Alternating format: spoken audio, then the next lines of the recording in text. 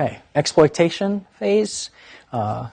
Once the intruder has identified what he or she wants to go after, and then the vulnerabilities that they would like to go exploit, they will begin their attack run, right? And this is that weaponization phase that they determine what vulnerability they want to take advantage of, and they will start either setting up, if they're creating a payload, they will start doing that, and they will do some tests against that same system. Depending on the depth that they will go, they will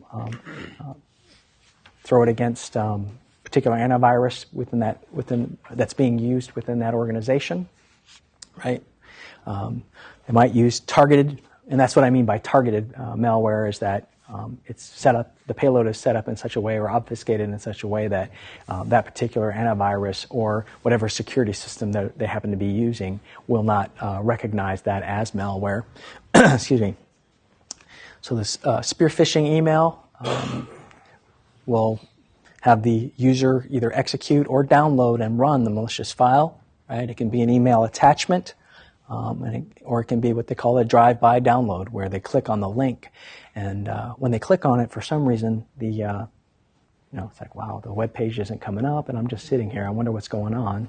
And what do? Hit, right? Resend. We'll click on it again. Click on it again. So each one of those clicks theoretically could be another connection, depending on how that server is set up.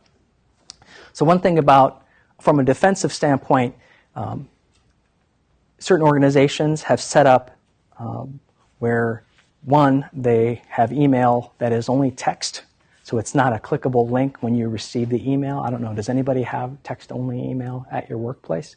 Most everybody has the HTML, right? When you have a link, you are able to click on it and it'll go directly. So, one, that's kind of dangerous, but that's okay. Some of what some organizations, or some, I should say, email security systems do is when those emails show up into their server, and they can go do a scan on the actual text. And when they find a link, what they will do is they will actually go out to that link and see if it is benign or if it's malicious in some way. Very smart thing to do, right? It's great. You get that link, and then what happens is if it's a bad or an unknown, maybe even depending on the level of paranoia, if you will, of that organization and what they set it at, they may, if it's unknown and not a known good, they'll go ahead and disable that link and remove it and say it'll just show up as link removed. Does anybody have something like that at their workplace, right? It just says, right, little quarantine. So, of course, the intruders getting wind of this, or the attackers getting wind of this, get smart. What do? They stand up a legitimate, benign web server. They send out their emails and they leave their web server alone. But the next day, they go and they stand up their malicious web server at that point. So it gets through the initial test of when they send their email, and they wait however many hours, and then they stand up. They bring down their benign, or maybe they just change and add to the benign server what they need to make it a malicious server. So there are some things, excuse me, from a phishing standpoint, that there are some things in place that are helpful, but then there's always countermeasures, right?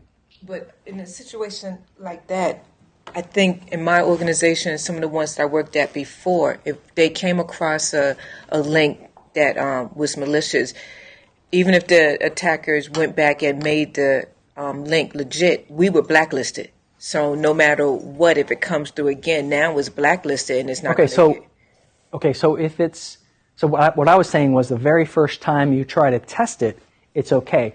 So you're saying if it's kind of unknown, not whitelisted, like explicitly okay, it'll go ahead and just blacklist it. Mm-hmm. Okay. Mm-hmm. Okay. Well, then that could be a good thing. Mm-hmm.